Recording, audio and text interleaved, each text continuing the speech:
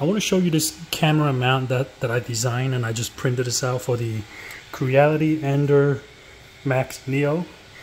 The good thing about this mount is it follows the movement of the print bed so that you can get better time-lapse photography of this. And this is just a TP-Link TAPO camera. It costs about $15 to $20 on Amazon, and it's constantly recording. This also allows me to remotely monitor the printer. So the way this is hooked onto the bed is it's just by friction. So there's like an alligator clip that hooks onto the print bed, as well as another C bracket that's hooked onto the print bed itself.